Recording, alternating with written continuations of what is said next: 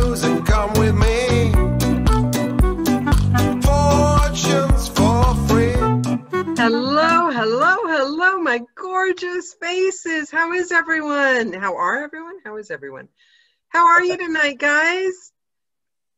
Okay, we have the amazing, do I have a treat for you? You won't believe this. Gonna let a few more people in. Okay, so here's the origin story, guys. I'd like to introduce you to Billy Manis. This is how we met. I don't know if you've ever heard of Elephant Journal. If you haven't, you've pretty much not been online at all.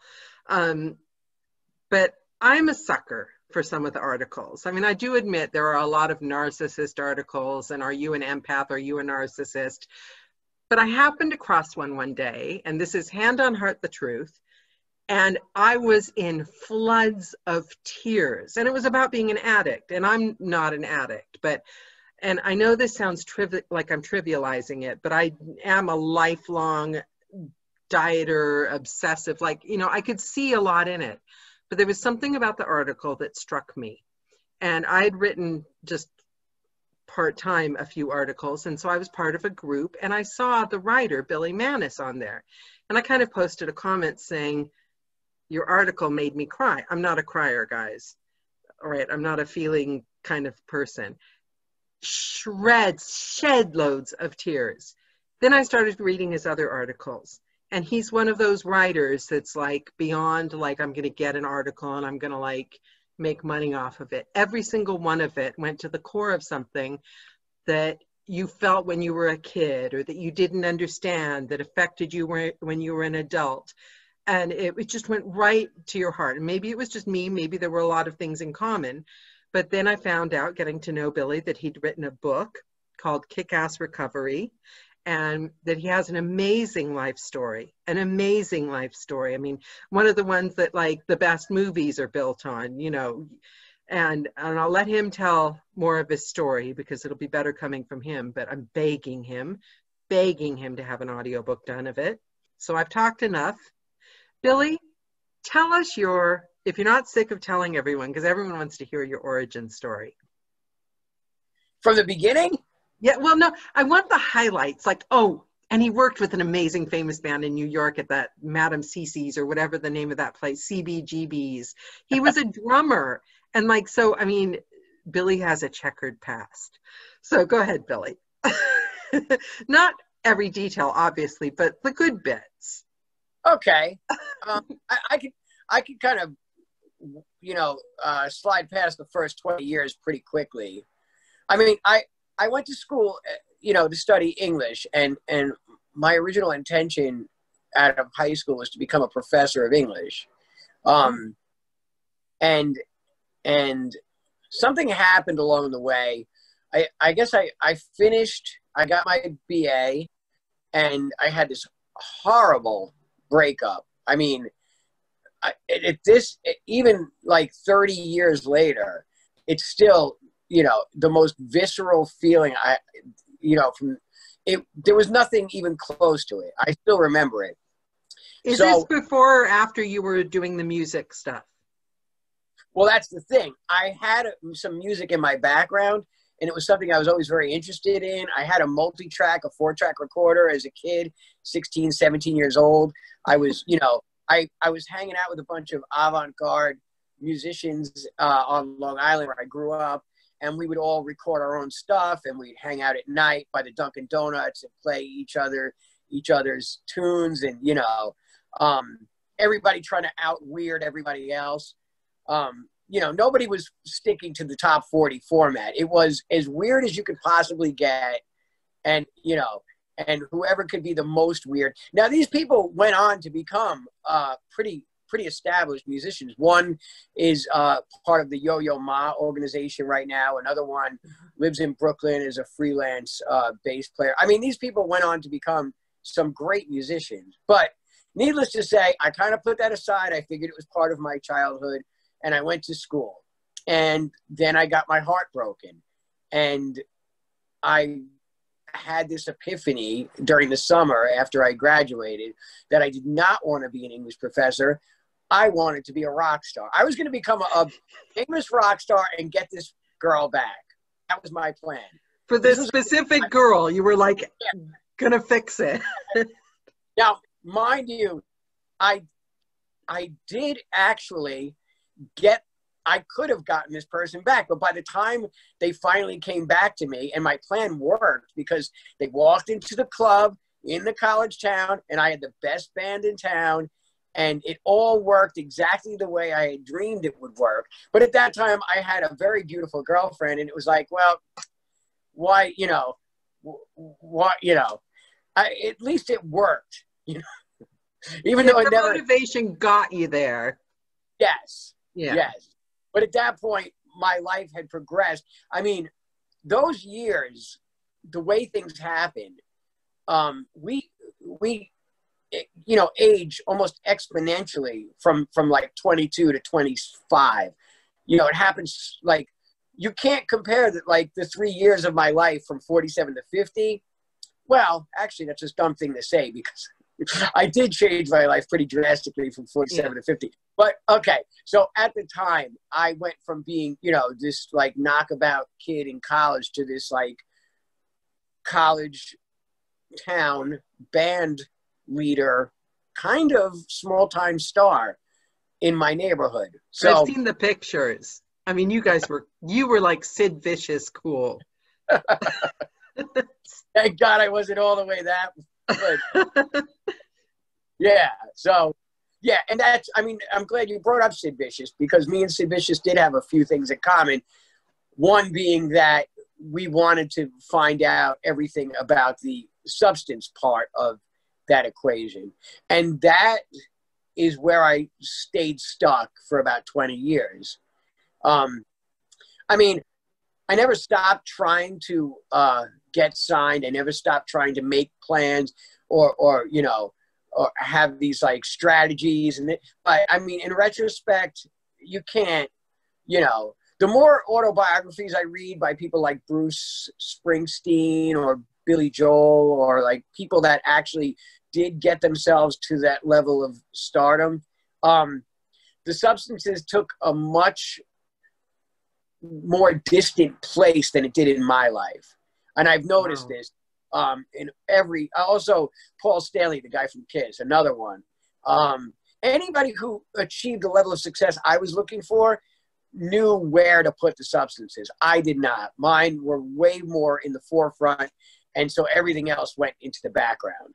So unfortunately, by the time the years had gone by, and decades almost, and I turned 40, at that point I realized, at that point I had some pretty serious things happen, a lot of hospitalizations, a lot of close calls.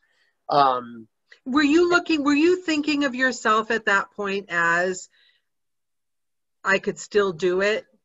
I could still turn this around? Because I know, again, I'm not trivializing this, but I know like in a lifetime of diet, I'm always thinking I'm one diet away from being a supermodel. And like at a certain, when you start like getting sick and your lifestyle starts affecting you, you wonder if there's that point that you just like give up. Were you at that point, or were you still? I was reaching one of those 0 birthdays where I realized it wasn't going to work and something else had to happen. And somewhere in the middle of that, 35 to 40, I was starting to realize that like I was not going to be Kurt Cobain.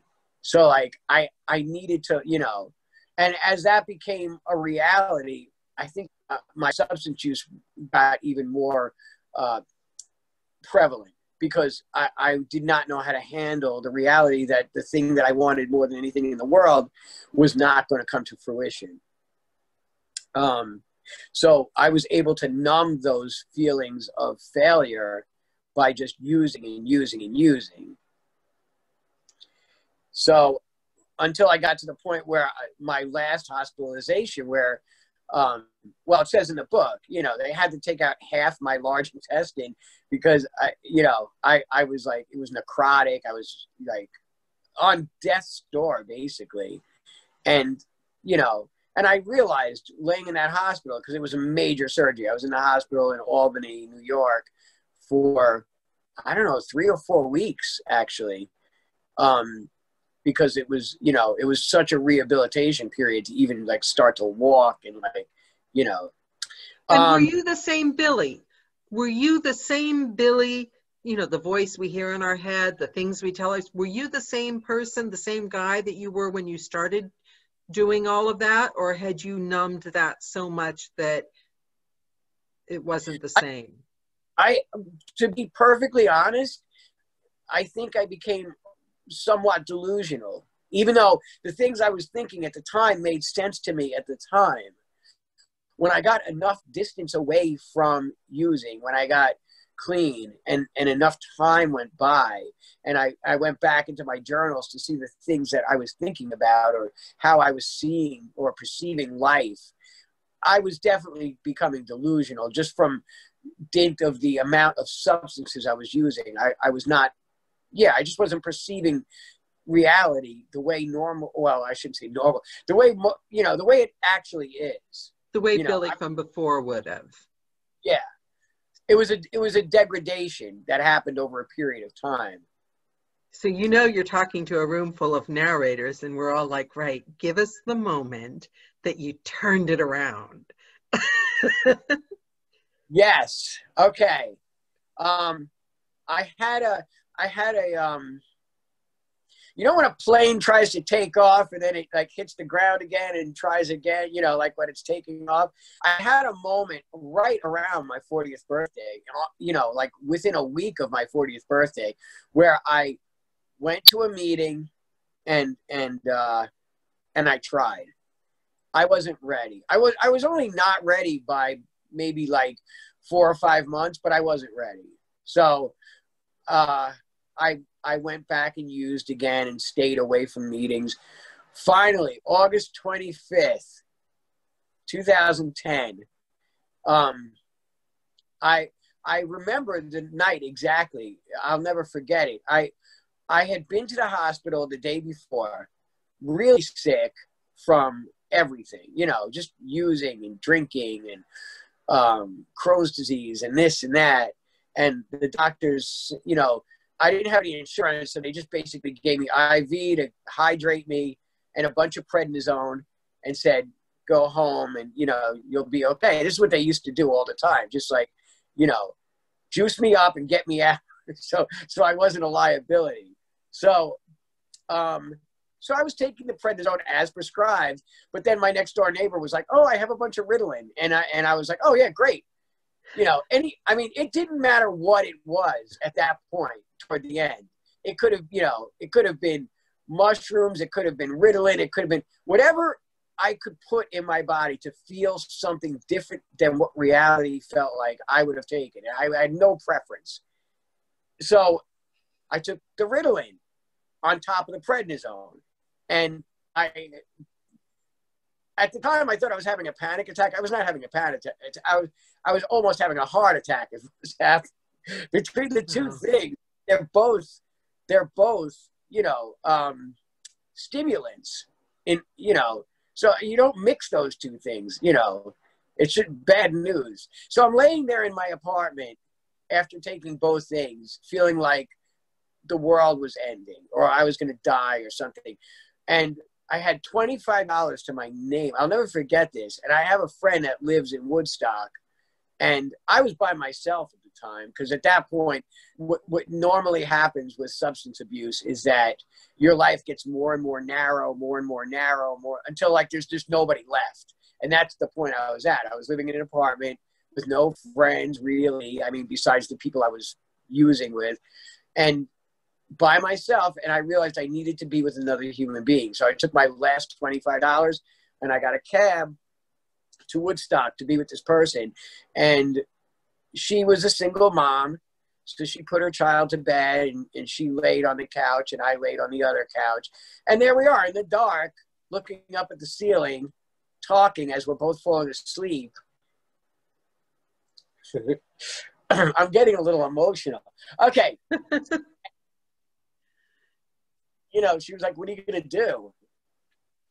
And I just said, something different. And that was it. That was the last day. You were ready then. I went to a meeting the next day. The guy who drove me in his cab, I went to that company the next day and got a job, which I hadn't been working for. I was collecting unemployment for 2 years because it was during the Obama administration where they allowed you to do that. It was during, so I was collecting unemployment. I was taking my unemployment money. I was buying drugs. I was selling drugs. I was, that's how I was making my rent. I was a wreck, and at the point at which that incident happened that I just told you about, it wasn't working anymore. I was doing everything. I was buying. I wasn't able to pay rent. It never stays like a lucrative business for any length of time.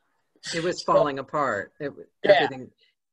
So go ahead. The journey back, they're never simple. I mean, in the books that we narrate, the journey back is usually, chapter 22, and then it only takes 2 more chapters and happy ever after.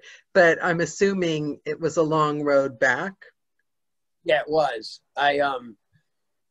I simplified everything even further by getting out of that apartment, moving into the city part of town, where but living very humbly in a room in a boarding house as a 40-year-old man, in a town where there was meetings every day, and driving a cab and making very little money.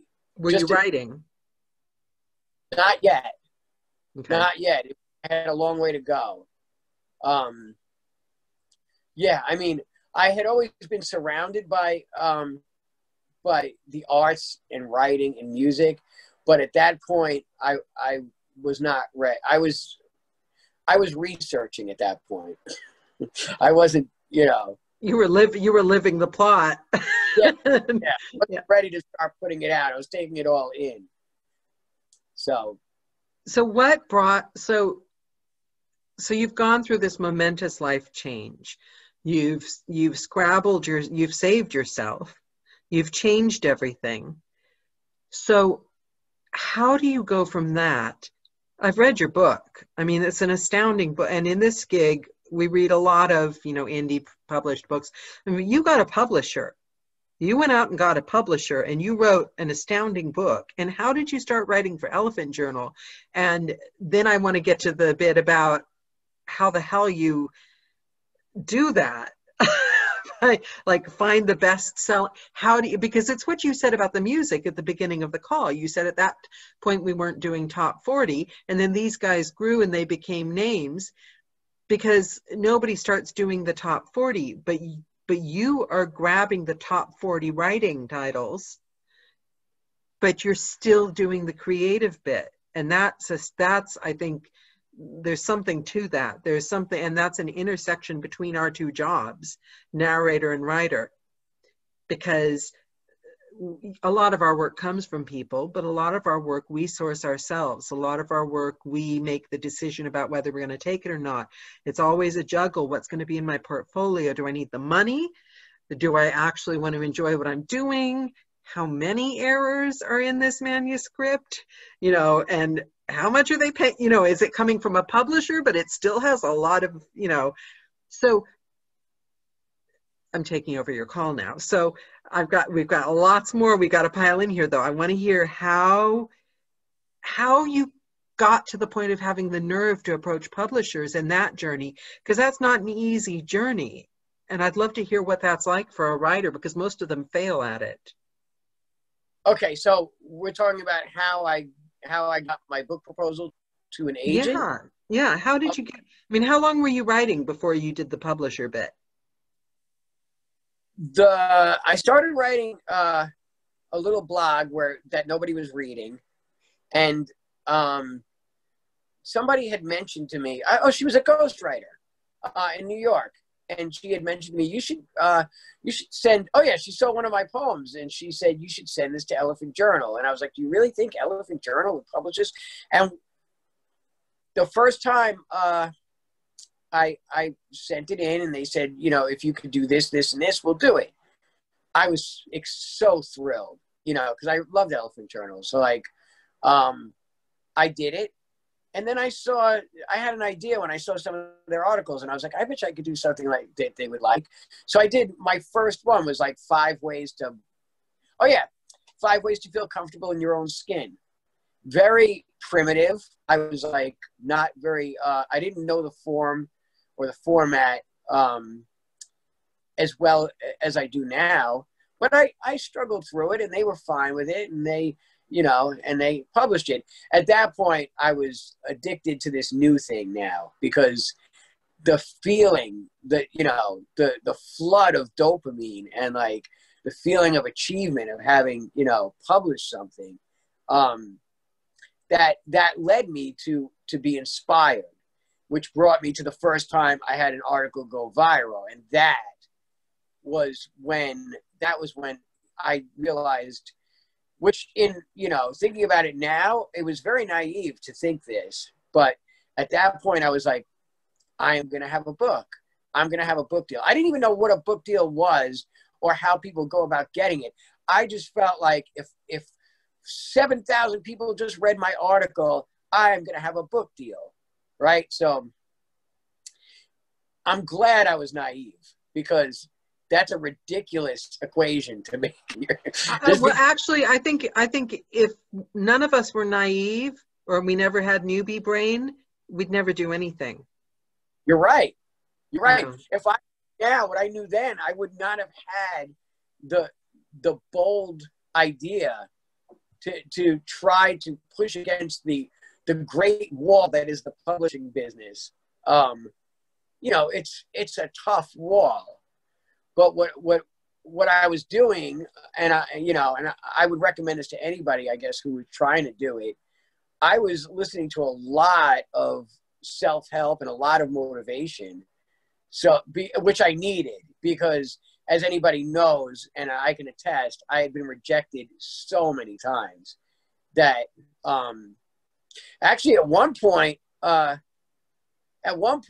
I was trying to find an agent and getting rejected over and over and over again, I was getting to the point where I was waking up in the morning and my first thought was, why are you even doing this? This is not getting anywhere. And when I got to that point, I decided, I knew a hypnotist in Woodstock. I'm going to take a day off from work, get this negativity removed from my brain. Seriously? So I took a sick day from work and I went up there, and he put me in this twilight state.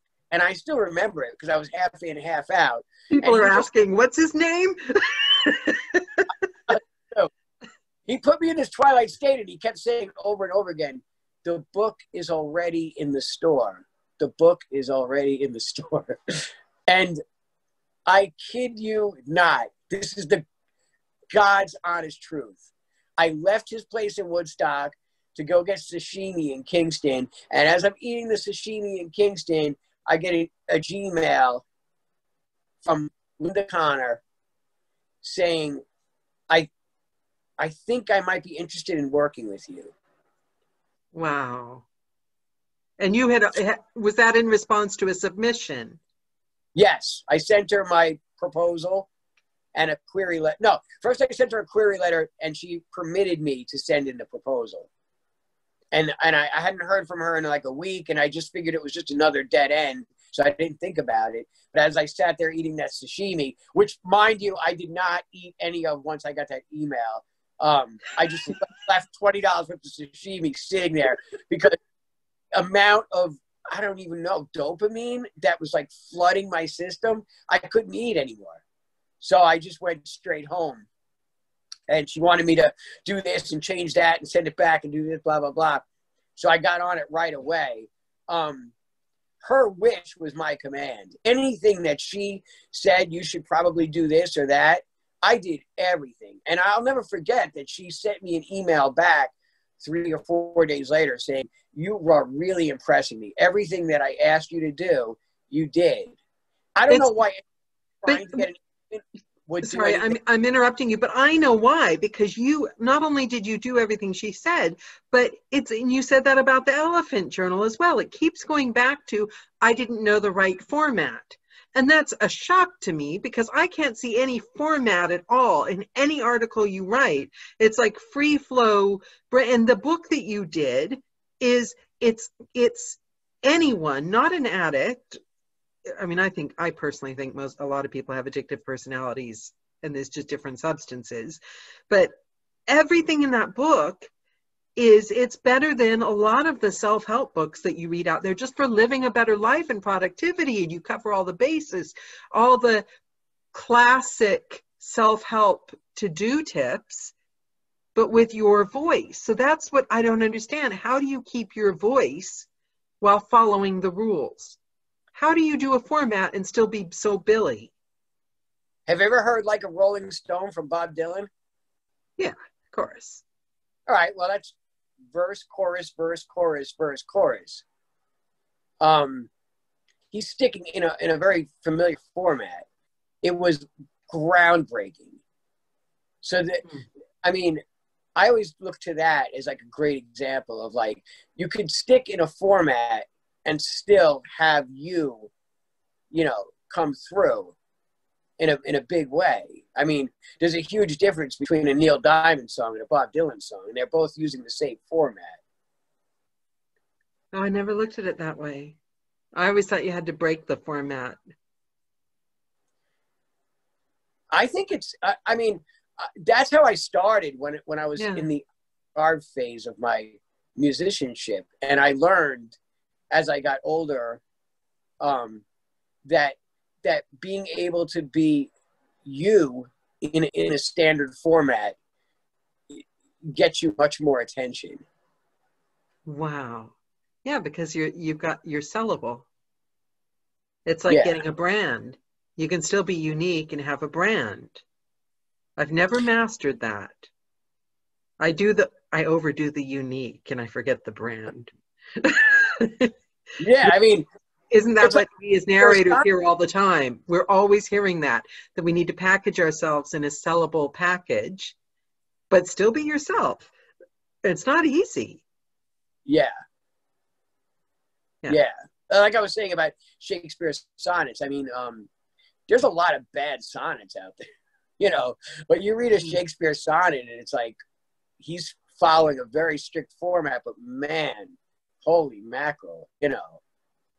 Oh, I like that's food for thought. Okay, so you did everything she said to do. She was impressed. And then what happened? Okay, so 3 days later, I followed up with her because I didn't hear from her. It was over the weekend. And, okay, I will never forget this. So she had mentioned her reservations about the fact that I didn't have a large enough platform. But then I got an email from her later that afternoon where she was like, listen, I thought about it. I feel better if you had a bigger platform and if you could promise me that you will do everything you can to build up that platform. I'd like to work. What are they considering big? You know, having like 10,000 followers on Twitter or, you know. Wow. But yeah, so I had to read that email over 3 or 4 times, and then I kept reading the last line over and over again. If you could do this, I would like to work with you. And I had tears because I was like, that's it. I have an agent. I did it. You know, it was like. But how were you going to get the platform? You didn't have the platform. It didn't matter. It didn't matter. She said she would like to work with me. I agreed because she didn't say you have to. She said, as long as you agree to do everything in your power to, she didn't say, I'm going to drop you if you can't do it. She was saying, you know, in terms of the honor system, do everything you can to do that and get, and also if you could promise me that you'll do everything in your power to get a celebrity to write your foreword. Oh. I cannot tell you the amount of emails I sent to celebrities that were just completely ignored. And I mean, like, even like musicians that like not everybody heard of, but just anybody, you know. But again, it was another one of those things where I finally got one answer from one guy. And you start going to local weathermen. I shot big. I went for Billy Drummer. So you heard back from one guy. Billy Joel's drummer, yeah. Oh, and wow. That was another thing where it was like, I didn't hear from him. And I was driving my truck and I pulled into a parking lot to check something. And I hit the messenger button on my phone. And I didn't even know that he answered me back. And it was one word, sure. And that was another moment where I was like, you know, it just a visceral feeling. Prepping for this call, I reread that forward today, and he was authentic and genuine. Like, there was a good forward. Do you know what I mean? It wasn't like I'm doing a guy a favor and just writing a few lines. I mean, the guy liked your book. Yeah, great guy. He's a great guy. So you got a celebrity. Yes. You got your book. So how did you become, I'm going to try to embarrass you now, but you're not easily embarrassed. How did you become the star of Elephant Journal? Because Okay. you are. I mean, there are a lot of amazing writers on Elephant Journal, but you consistently write articles that go viral. How are you that consistent in finding getting best-selling topics and making them come true? I don't think that I'm that person, but I'll answer that question anyway. Okay. There are certain phrases that are huge, that become huge, and I had to learn. One thing that I learned, I guess a couple of years ago, is if you see an article like floating around the internet that's huge, you can write an article with a similar topic. It's not like people are going to be like, oh, I read that one already, because there's just so many people out there. You know, I used to think that, oh man, I wish I had that idea, and that would stop me. One time I saw something about micro cheating. This is where I learned the huge lesson. I saw something about micro cheating, and I was like, oh, that's really interesting. I wish I had thought of that. And then I remember. Wait, what's micro? Oh, is that when you like flirt with someone on Facebook or something? Yeah. So you're married or you have a live-in partner or whatever, but you're having an emotional relationship online with somebody else. Got it. So, I was at work and I was like, what would happen if I just did it anyway? I mean, what's the worst that could happen? So I didn't want to just write, you know, I decided to take my own experience with that. And, you know, that's how I usually was writing at that point. I would open up with a starting paragraph. It was like, this is what happened in my life that pertains to this topic. And then I would go into the factual part of it. And that became my style. So I did have a period of my life where I was with someone and I was, you know, not getting the attention. We had very little children. And I started to have emotional relationships with other people outside. Nothing that became anything physical, but it was enough so that my mind was elsewhere. So I admitted all this, and I let myself become very vulnerable and open. Wait, in the article? Yes. Without mentioning it to the partner? We were no longer together, so I was. Oh, okay. I was like that. So it was in. Okay, I get it. That would have been bad. That article blew up, and that's when I learned something very valuable, which was you can take a topic that's very popular as long as you can have a trendy title, as long as there is something of substance in the article. So it doesn't matter. So you have to deliver the goods. So I have a question. Are you still there, Billy? I am. The screen's gone out. Okay. So I have a question. So if I wanted to choose a book that was on a hot topic right now, right? Find out what books people are reading. Like, it can't be that much different than articles. How would I find out what the hot topics are? How do you know what the trending topics are? You know, a lot of that stuff is right there on Elephant Journal, because you'll notice if you go through the Elephant Journal main page, which is like the page on Facebook, Elephant Journal, let's say, right? You will see which things are blowing up. And then you'll know, you know. And I mean, it's not always an exact science. I remember when Untamed came out and it was hot. It was hot. Like, everybody was quoting from it, right? So I did a quote piece, you know, 10 quotes from Glennon Doyle, etc., that I thought was going to be like, you know, blowing up, and it didn't do anything. So it's fickle. It can be fickle, but like when you see something getting a lot of attention on sites like that, you know, where there'll be posts that get like 3 or 4 likes, but then there'll be a post that gets like 400 or 500 likes. That's usually a really great, I know it sounds really simplistic, but that's usually a really great indication that something is really hot. Okay, so like if a movie's going to come out about see, by the time the movie's going to come out, I'm always too late. Like, it's out, someone else has just done the book. And you feel like the big publishers have all the good stuff, and do you know what I mean? But it's not true. There are a lot of narrators out there that pick public domain books, for instance. I know somebody that made a lot of money off of picking a public domain book that happened to hit it big in the news, you know, right around that time. But I think it's 1984. No, New World Order. Brave New World.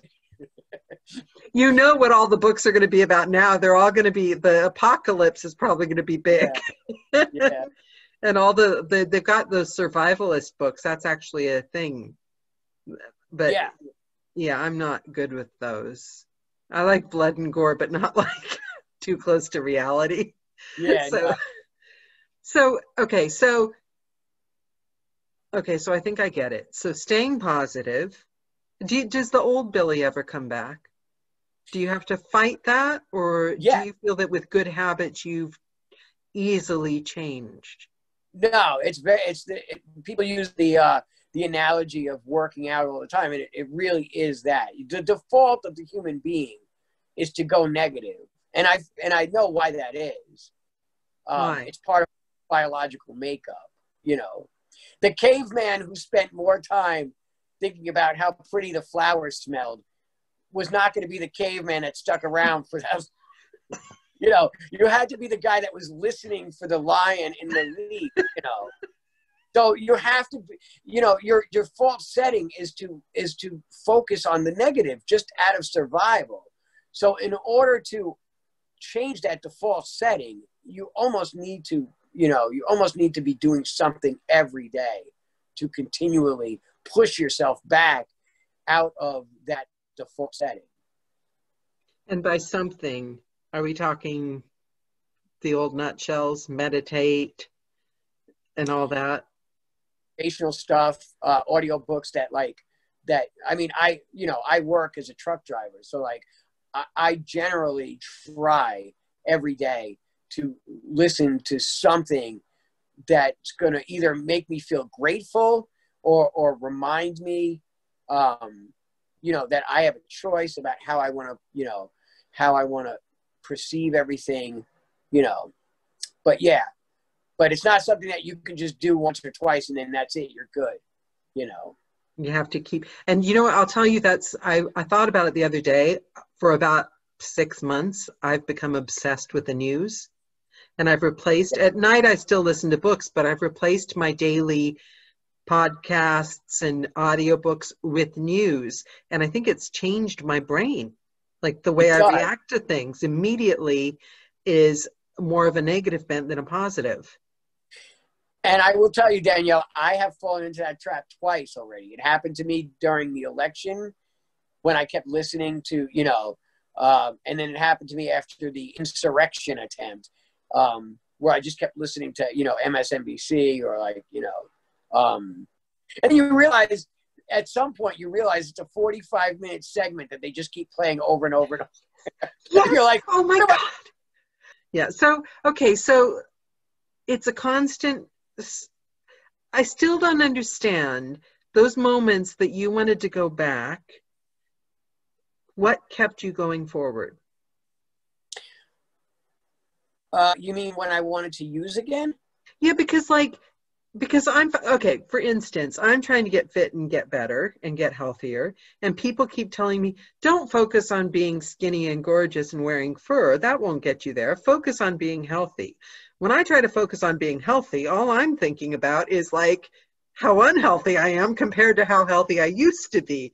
So to me, that's not very motivating, whereas faux fur is very motivating, rocking up looking gorgeous. But it's hard to keep that motivation in your mind. And when people say just focus on being healthy, so I'm assuming when you're quitting what you're doing because you don't want to die, you're quitting out of fear, moving away from something you're afraid of. Or were you always thinking about moving towards something you loved? Because I feel like moving towards something you love could be more powerful. They say that people lose weight if they've got a health scare. Or, but that doesn't seem as powerful. No, you're right. I think what you're saying is very right, and it's been proven that there was a book by somebody in the UK, actually, Alan Carr, The Easy Way to Quit Smoking. And I had remembered, I was going to some meetings in Woodstock and meeting some really famous musicians up there, people that were like sidemen for some big, big names, and they just happened to be going to okay, so I met a saxophone player. I'm not going to mention. I can't mention who's. Yeah. Okay, no. Saxophone. Because I think it's because they're supposed to be totally anonymous, isn't it? Okay. Yes. Right. Very good. Very good. So he said to me, the guy that he was working for, the famous musician, quit smoking cigarettes using this book, and then he quit smoking cigarettes using this book, and so then he gave it to me. And then I quit smoking cigarettes. And this is after like 30 years of smoking cigarettes. So but if they can quit smoking cigarettes using that book, why are they having to go to meetings? This was an NA meeting, not a cigarette meeting. So but isn't quitting one thing the same as quitting another? No. I mean, it is in a way.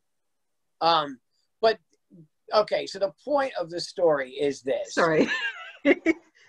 I digress for you.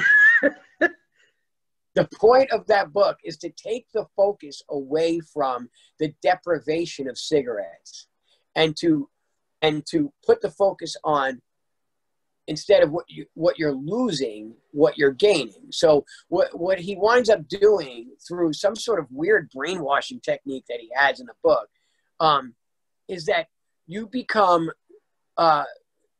you just keep saying over and over again, I am a non-smoker. I am a non-smoker, So like by the time you finish the end of the book and he has you put out your last cigarette, you are so excited that you are now a non-smoker that, that you're not thinking about what you're being deprived of anymore. You're thinking about what you just gained. So yeah. So the answer to that is yes. You have to take the focus off of what you're being deprived of, the deprivation, and put it on what you're gaining. I wonder if that would work with diets. Absolutely. I am a non-eater. Maybe not exactly where you want to go. No. You're a person. Okay, so you had a moment, you were pretty much at rock bottom. Yeah, sorry. Rebecca Lee suggested I'm a healthy eater. That is so not going to work for me. I've got too much love for like espresso, really good alcohol. Huh? Espresso doesn't have calories, does it? No, but it's not necessarily being a healthy eater when you have six espresso shots a day. Spaghetti is, yes, Lori, I can vouch for that. Sophia Loren says everything she has, she owes to spaghetti. Spaghetti is healthy. Yeah, okay, so now I've digressed. I've got the whole room going off about dieting. So I will get back to the guest star. So, okay, so I'm trying to get my head around this. So you had an epiphany, you had a low moment, which every good book, every good movie, and I mean, that's the way life works. I mean, that's low. You had the health, you had the worries, you had the fear. So how long did it take from that point to when you started feeling like Billy again and being proud of yourself again? Years? Well, I mean, it wasn't something that happened all at once. There was small milestones, which I think is great about NA and 12-step recovery, is that, you get the key tag for the 30 days, the 60 days, the 90 days. And those are the things that, as silly as it sounds, those are the things that keep you really excited, and you want to get to that first year. And you want to have that cake and the big celebration and, 100 people telling you how great you are. And, and that, I think at the point at which I celebrated my first year and I got out of that boarding house and I got my own apartment again, that's when it all just started, my whole life started to open up and become something different. Because that's huge. That must have felt amazing signing that rental agreement, Another guy in the music industry who I'm not going to say he works for, but he's a tour manager for somebody very big, saw that I was struggling and floated me $300 to get the rest of my security together to get into that apartment. And I'll never forget that.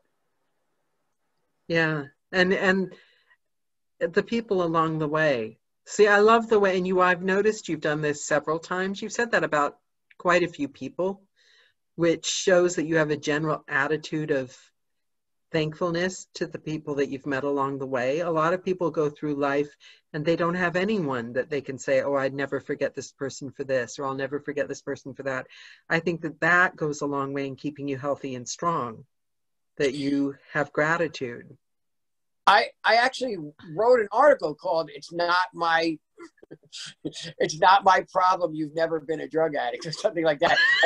But it was like the premise of the article was like the things that I got, the gifts that I got from my life, from being put in that situation that I never would have gotten otherwise, such as meeting these wonderful people that are still, they're still a text away at any point.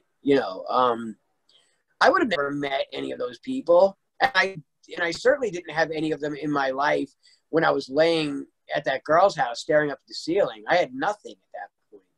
She was just kind enough to still be my friend after I drove everybody else out.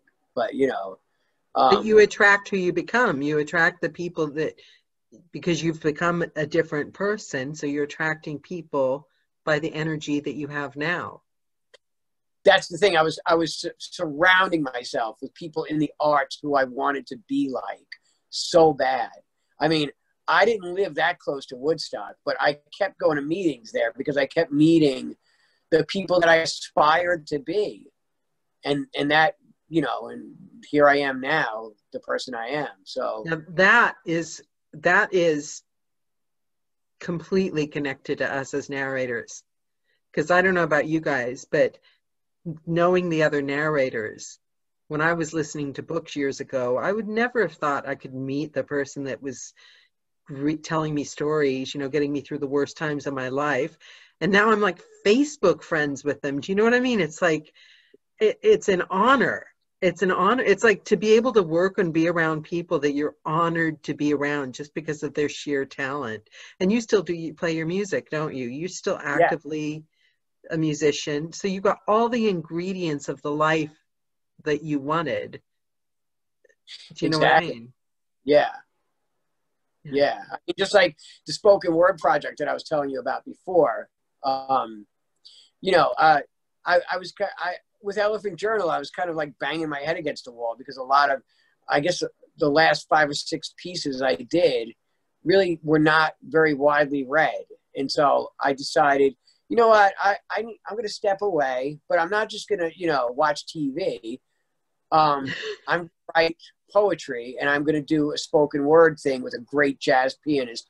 And like, you know, and it focused my attention to some other place without, like I said, without just like reverting to, you know, destructive behaviors. Right, right. Because Christmas, I thought I was going to die because there's this whole week in Christmas where nobody does anything. They're not giving you jobs. They're not calling you up. They're with their stupid families. I don't know why. And every year I'm shocked. Every year. And you know what's so stupid? The first 3 days, I'm okay. But the stupid thing is I've rushed to finish my work for Christmas, like everyone says to do. So then I don't have that much scheduled. So by the 4th day, Billy, I'm like, I'm the worst narrator in the world. And I'm never going to be able to pay my rent again. And nobody's ever going to hire me. And then you're checking your email and it's like Christmas Eve and it's Christmas Day. And you're like, they're still bloody not back at work. So then I got smart.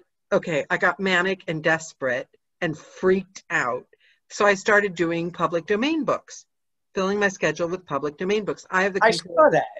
Yeah, and I do the covers, and I love them, and I do them well, and I do them quickly, and I make royalty shares off of them, and they're valid work with a publisher that I love, and, you know, and there's something I'm very proud of. So suddenly it's in my hands again. Of course, then the minute Christmas is over, I'm getting jobs left, right, and center that I didn't expect from other books that are paying. You know what I mean? But I think that I got those books because I got busy doing the public domain book. It's what you say. I'm not going to sit watching Murder, She Wrote, eating cereal out of the box. Maybe that might not be your exact words, but that's the thing. If I'm busy doing the work will come to me. And now you've got this, which is even better than you've done the Elephant Journal. You can always go back and do more, but something, a different step, you don't know where it's going to lead you. Yeah. So, you know what I mean? If the work attracts work, if you sit there and like feel like you're not working, you're not going to get work. But if you make yourself busy, make your own, because actors, they say, make your own work. Make your play, write your play, sell it to people. It's what you did. You wrote your book, you pushed it to publishers, you wrote to Elephant Journal. It's not going to just like appear. No. Yeah. No. You know, I mean, I do remember there was a guy from Elephant Journal who stopped writing for him, but I remember he had commented on something on Facebook that was like, well, I'm so tired of Elephant Journal. Nobody's ever offered me a book deal. And that's when I was like, yeah, that's That's an article right there. Nobody your Elephant Journal article and offer you a book deal. That's not the way, you know, it just doesn't. And do you not find that the things that you got yourself, you value more than the things that were offered out of the clear blue sky? Yes. Yes. The fact that I tortured myself to get a book deal, which I did. I mean, my agent kept forwarding me all the rejections we were getting. And we got rejections from every publisher on planet Earth. That makes me feel better because that's also part of our job. and at one point she was like, I said something to her and she was like, do you want me to stop sending these to you? And I didn't, but I didn't. So I was like, no, keep sending them. There's a famous writer that collected them and put, who was that? They collected their rejections and put them all on their wall. Who was that? He had a nail. Yeah. and he stuck them in a nail. I love that. Because it's important. It's your battle scars. Yes. I mean, some people were saying like some really negative things like, this is not going to sell. This is not marketable. This is not this. This is not. I mean, they wouldn't just say, we don't want it. They would say, yeah, I mean, some people were nice. They'd be like, we don't know where this is going to fit on our list. But, you know, some people were just straight out like, we don't know how we could push something like this. You know, so and those were the ones that really hurt, you know. It's like a classic self-help book. I mean, it's like, what's the one where they just don't give there's a book saying, just don't give I can't remember the name. It's got the word, the F-U-C-K in it. This is on YouTube and probably I just said it. So, but It's a famous self-help book about how Okay. live your life like you don't. And Yeah. that's or say it to everything. Yeah, this one's going to be like censored probably. So, but your book, I got more from it than I did from that book because it gives active exercises that you can do to work on yourself. And I think grounding and having a firm inner self is key to everything, because any creative job, I mean, I know you've got the grounding of a salary from your other work as well, but knowing you as little as I do, I have a feeling your soul would die if you weren't continually able to book this kind of work. You're an artist. Yeah. It's what juices me. It was keeps me excited, you know. Yeah. And we need it. You need a firm center. And your book gives chapter by chapter, you give ways of going back to that firm. Is that a fair interpretation? Yeah. Like I was saying, I mean, the last, 5 or 6 articles I did for Elephant Journal would peter out after 300 or 400 views. And I was feeling very low. And it wasn't until I booked the studio time and spoke to the piano player that I was able to focus my attentions on something that I had control over. And then all of a sudden that became my primary focus. And it's what brought spring back into my step. And it's also, and it goes back to, I've got a firm belief that it's our dry times and our low times and the times of insecurity that come right before a step up, because it forces us not to be comfortable, and we have to think and we have to change, which is what you did booking this, and that signals the next step up in your evolution. Yes. Yeah, we need that pain. Yeah. Yay. And we get lots of it being freelancers. Yeah. Yeah. If you don't have resistance to push against, you're not going to get muscle, right? Yeah.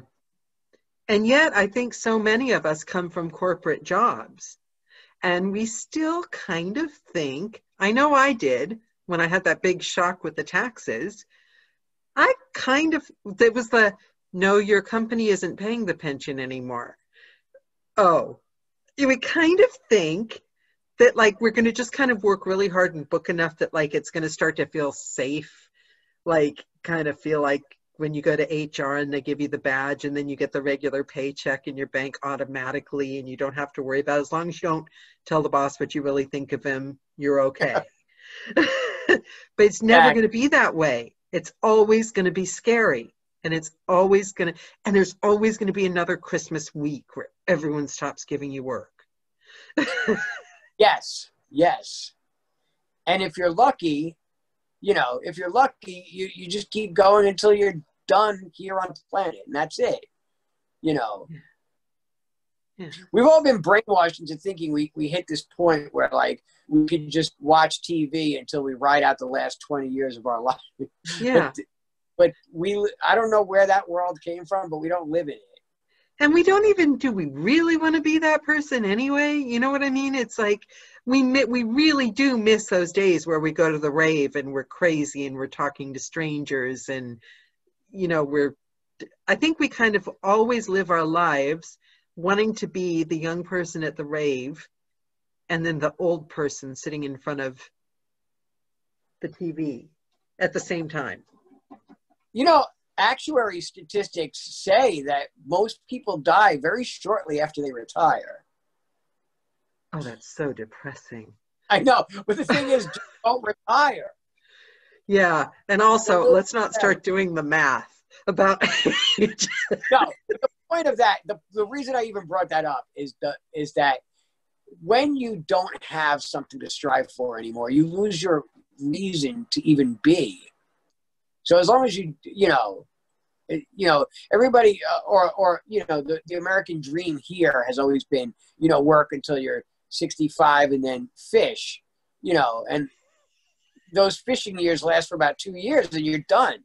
You need to have something that gets you out of bed and pushes you. And it's like animals. They say if you overfeed an animal's going to have a shorter life because animals aren't meant to be fat. They might think they want to be, and they might beg for the food, but if you give it to them, their body, they don't feel like they're having to fight. You need your body, like exercise. You're telling your body that it's capable and it needs to go somewhere. You know what I mean? Yes. Says Yeah. the girl that won't leave the flat.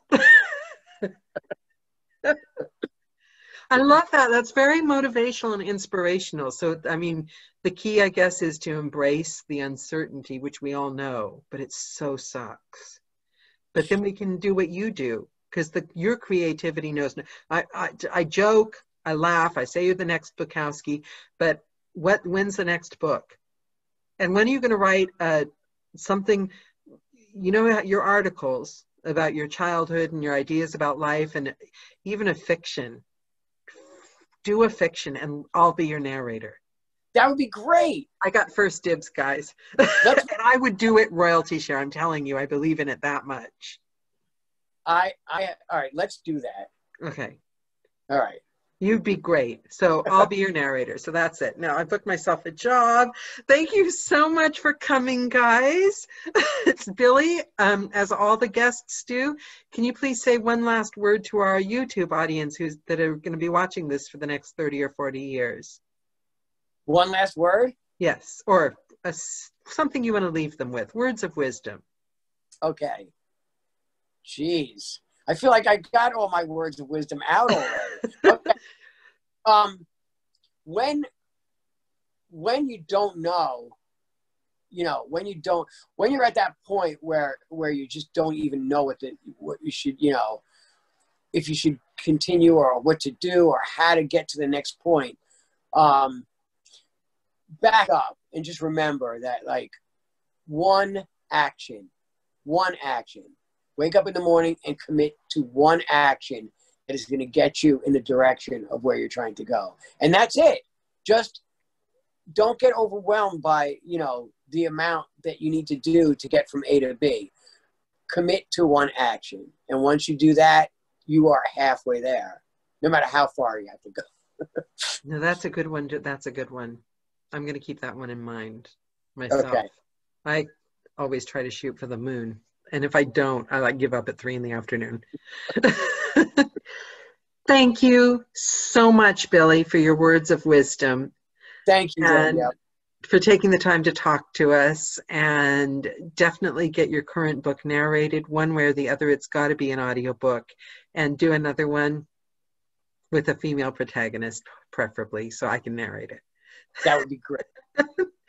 Thanks very much. Have a good day. Thank you, everyone, for joining the call. It's been wonderful seeing you again. Take care, everyone. Have a good, positive week. Bye, Billy. Bye, everyone. Bye.